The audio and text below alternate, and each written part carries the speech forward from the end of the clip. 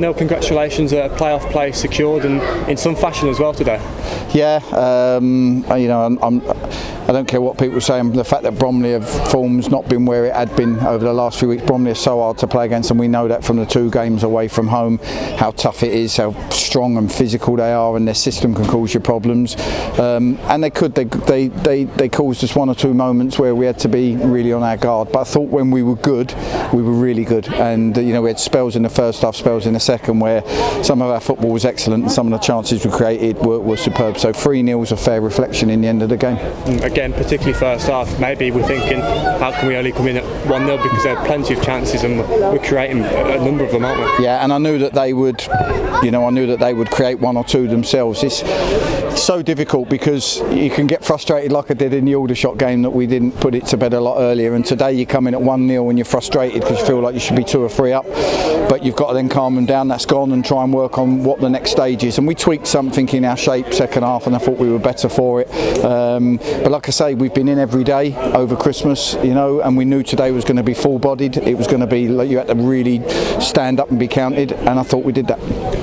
Speaking of the goals, the first 2, obviously the last one was a penalty, but the first 2 really well worked. Yeah, we've got patterns of play we work. It's so pleasing as coaches, me and Quinny, watching the patterns, the movements that we work on every day in training. We don't waste a minute in training. Everything in training is about the way we play. We don't put five-a-sides on just trying to, get through a day. We try and work every day on how we might play and how we can cause teams problem. And to be fair to the boys, they're carrying it out.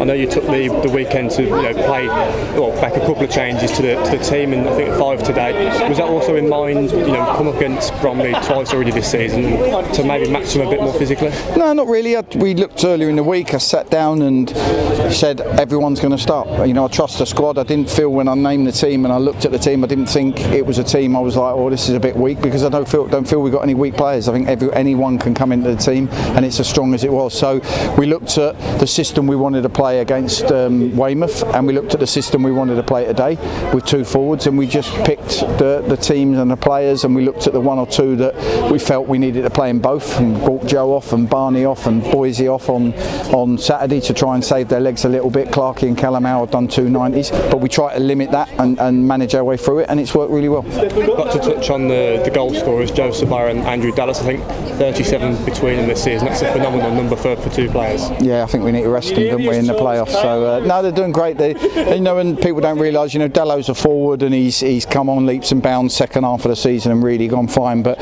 Joe, a lot of the time, has probably played as an 8 in midfield, and it just shows you, and I say it all the time, you run off the ball, you do the hard yards, you make the box time and time again, the things people might not see, and you get your just rewards. And that's what Joe is. He's a fantastic player, but the energy and effort he puts in getting in the positions is magnificent.